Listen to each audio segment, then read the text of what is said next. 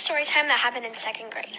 So my teacher never allowed fidget spinners, and my friend always brought one to school because that was the only thing that helped us focus. But every time she saw it, she would take it, and she would never return it even though she said she was. So me and my friend, I'm gonna call her Jalen, and my other friend, I'm gonna name her Caitlin. So me, Jalen, and Caitlin all had this plan to sneak into school and take our fidget spinners. So at recess, we had this plan spot behind the tree, and we would all talk about it. This girl even didn't eat her lunch because her teacher took away her fidget spinner. Anyway, we all had this plan to sneak in school and break the windows, go in class and steal all our fidget spinners and give them back to the owners. But every time we talk about it, we'd get caught by this one kid named Nathan, and he would all go tell the teacher. But the teacher didn't care, obviously, because she knew we were going to do it. So today in English class, our English teacher was going through the rules again, just because I guess like some people were forgetting them or like breaking the rules. So anyway, she was like, just to remind you guys, there's no food in class, no talking to your neighbor without permission, and if I catch you with your phones, then you're gonna have to have it taken away and your parents are gonna have to come get it. And when she said that part about the phones, this kid raised his hand, and he's like a really creepy kid. And he was like, well, what if I shoot you?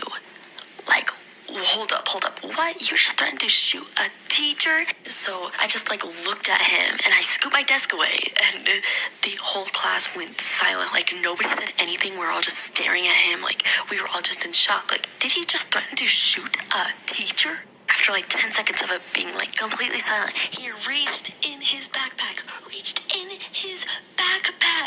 This is the reason why I treat people the way that I do. And this is how a toxic friend changed my life. Let's set the scene. 5th grade. I had a best friend, not gonna name her. We were like this. We were partners for everything. Always sat next to each other. If the teacher said team up, she'd be like, I wanna be with Joe today. So we would team up.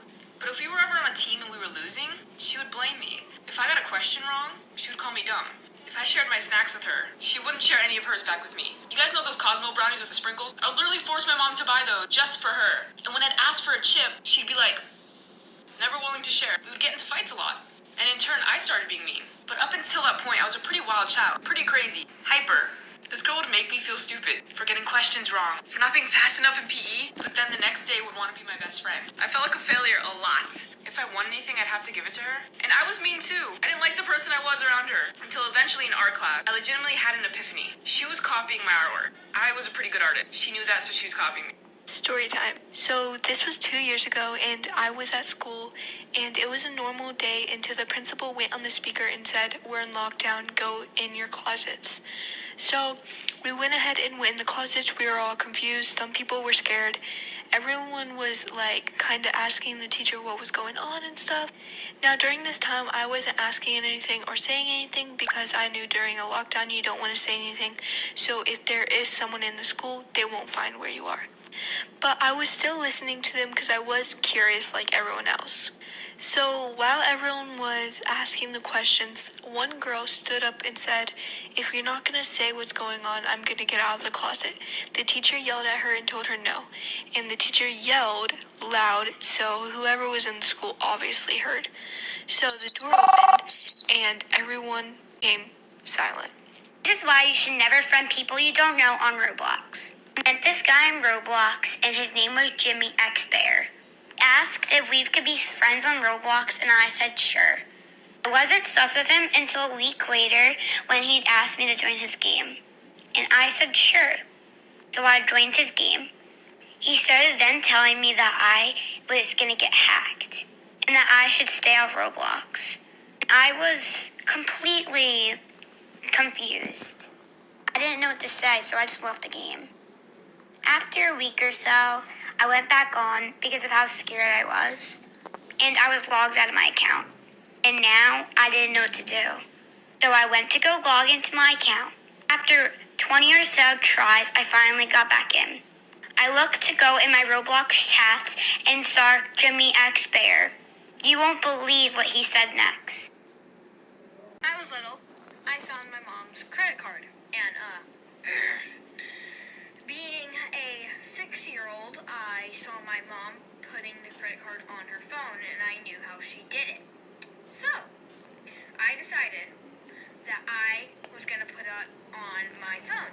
So I put it on my phone and I was downloading Roblox because I thought, hey, I can play with my friends here. That day, I spent $2,000 worth of freaking money on Robux. Let's just say a lot of my friends thought I was really cool and rich.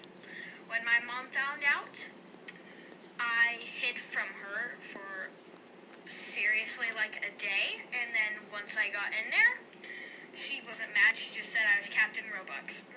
When I was younger, I was in Walmart and I was eating a tube of Pringles and I ate them while my mom paid, but I forgot to let the guy scan them, so I walked out the Walmart and the alarm went off and I just started running because I got scared and my mom couldn't find me because I was hiding behind the newspaper things in the Walmart. People called the police because I was missing, and when I heard them show up, I thought I was a criminal, so I left my mom a note on the newspaper that said I went to Mexico to start a new life and not come looking for me, and then I took off running with my Pringles and ran for like an hour, and then the cops saw me walking down the road, so they pulled over, so I started running again, and then they were using the car intercom thing and they told me to stop running. So when I did, I thought they were going to put me in handcuffs and take me to jail, so I was crying and I slapped the officer in the stomach and tried to run again, but he just held me back, and when he asked me what happened to me and I told him, he started crying because he was laughing so hard.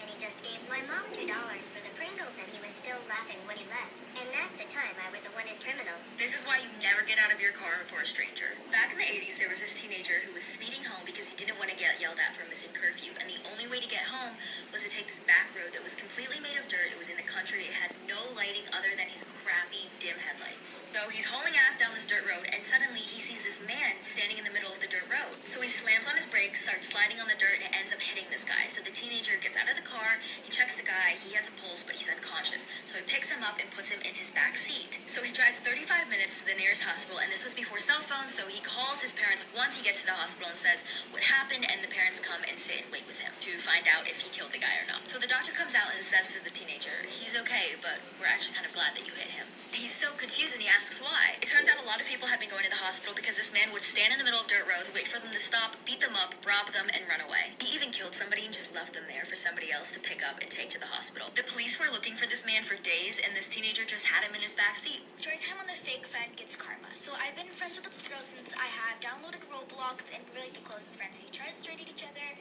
and like we're just really close. Until this one time, she downloaded TikTok and she made new friends, and I wasn't mad about it because I have other friends than her, and she was totally fine with it, so I was totally fine with it until she blocked him on every social media, which is really weird because we've been friends since, and I don't know why she did it. Until one time she unblocked me on Roblox, and I finally texted her and asked her why would you block me, and she even sent me death threats to make me stop texting her, which I did. I am going to be telling you a scary childhood story. When I was 2 years old, my mom passed away. My dad wasn't in the picture, so I went to go live with my grandparents. My grandparents lived in a super old home that was built in the 1800s. I was a very imaginative child. So when I told my grandparents that I used to see people in the house, they just didn't believe me. There was one lady in particular that I would always see. She would sit at the end of my bed and watch me fall asleep. I wasn't scared of her because I thought she was an actual person. Plus, I was super little, so nothing even crossed my mind. At this point, I was like 4 or 5 years old. I remember her talking to me constantly. She even sang me the song Rockabye Baby to get me to go to bed one night.